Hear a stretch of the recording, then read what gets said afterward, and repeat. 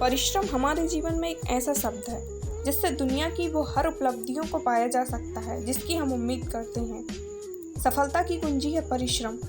बिना परिश्रम, बिना मेहनत के कुछ लोग सफल ज़रूर हो जाते हैं, पर उनकी सफलता ज़्यादा दिन तक नहीं चलती। इस कहानी में हम आपको बताएंगे कि अगर हम परिश्रम करना बंद कर देते हैं तो कैसे हमारा पतन होने लगता है, और समय रहते हम सही रास्ते पे आ जाते हैं और मन लगा के काम करने लगते हैं तो कैसे हम अपने होने वाली बर्बादियों से बच सकते हैं। तो चलिए दोस्तों, हम आपको एक किसान की कहानी के जरिए परिश्रम का महत्व समझाते हैं। एक किसान ने अपने परिश्रम से बहुत पैसा कमाया, बहुत सारी ज़मीन खरीदी, गाय भैंस लिए, कई नौकर चाकर उसके खेत में काम करने लगे और अब उसकी लाइफ बहुत अच्छी हो गई और वह आराम से अपना जीवन जीने लगा। कुछ समय बाद उस किसान की मृत्यु हो जाती है।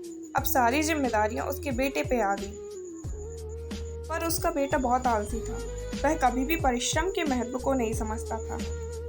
वह बस यही सोचता कि पिताजी ने तो सब बना ही दिया है, नौकर खेतों में काम करते हैं, अनाज घर पहुंच जाता है, मुझे क्या ज़रूरत काम करने की। काफ़ी समय तक ऐसा ही चलता रहा।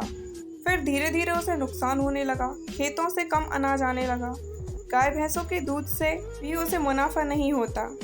अब वो लड़का थोड़ा परेशान होने लगा कि ऐसा ही चलता रहा तो कुछ समय बाद तो खाने पीने की भी दिक्कत होने लगेगी। एक दिन उस लड़के के घर उसके पिताजी के दोस्त आए।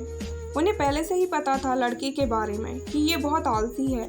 वो जानते थे कि इसे समझाने का कोई मतलब नहीं है, इसलिए उन्होंने उस लड़के की भलाई के लिए उससे कहा, बेटा तुम्हारे घर की यह स्थिति देखकर मुझे बहुत दुख हो रहा है। जब तुम्हारे पिताजी थे तो सब बहुत अच्छा चलता था, पर अब ये सब देखकर मुझे ऐसा लग रहा है मैं वो उपाय तुम्हें भी बताऊं जो मैंने तुम्हारे पिताजी को भी बताया था, जिसकी वजह से तुम्हारे पिताजी इतने अमीर बन गए थे। लड़का बहुत खुश हुआ। उसने कहा, कृपया कर मुझे भी बताइए, बस कोई मेहनत वाला काम मत बताइएगा। उन सज्जन ने कहा, नहीं बेटा, इसमें कोई मेहनत का काम नहीं, तुम्हें तो बस सफ़ेद हंस के दर्शन करने हैं। वो हंस मानसरोवर पर रहता है और सारे पक्षियों के जागने से पहले यहाँ आता है और शाम होने से पहले चला जाता है।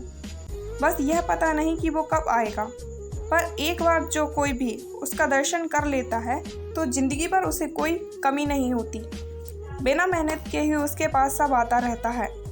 लड़का बहुत खुश हुआ और दूसरे ही दिन सुबह घर से बाहर निकला और उस हंस की तलाश में अपने खेतों की तरफ गया। वहाँ उसने देखा कि एक आदमी उसके खेतों से अनाज चुरा रहा था। खेत के मालिक को देखकर शर्मिंदा हुआ और माफ़ी मांगने लगा। खेत से वापस लौटते समय अपने गौशाला में गया। वहाँ उसने देखा कि गाय भैंस की रखवाली करने वाला ही गाय का दूध दोहकर अपने ही लोगों में बांट रहा है। ऐसा करने के लिए रखवालों को डांट लगाई और वापस घर आ गया।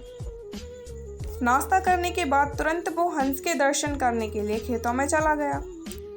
वहां पहुंच के उसने देखा इतना समय हो गया पर खेतों में अभी तक मजदूर नहीं आए। जब मजदूर आए तो उन्हें भी डांट लगाई।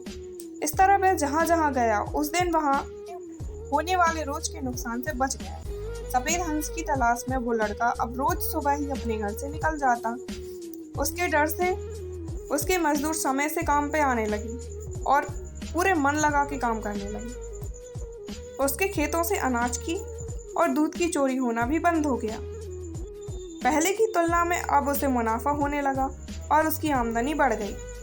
एक दिन उसके पिताजी के दोस्त फिर से उसके घर आए। उन्हें देखकर लड़के ने बोला, सफ़ेद हंस तो अभी तक नहीं दिखा मुझे, पर उसकी खोज में जब से लगा हूँ तब से ही मुझे बहुत लाभ होने लगा। पता नहीं वो जिस दिन दिखेगा उस दिन क्या होगा।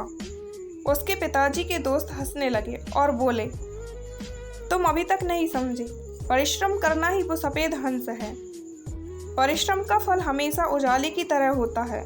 जो परिश्रम करना बंद करके अपना काम नौकरों पे छोड़ देता है उसे हमेशा नुकसान का सामना करना पड़ता है, और जो खुद परिश्रम करके अपने तथा अपने लोगों की देखभाल करता है वही संपत्ति और लोगों से सम्मान पाता है। परिश्रम का महत्व कहानी से हमें ये शिक्षा मिलती है कि कमजोरी से या आलस करने से कुछ नहीं होने वाला, बल्कि जो कुछ है वो भी चला जाएगा। इसलिए हर इंसान को अपना काम पूरी ईमानदारी और परिश्रम के साथ करना चाहिए।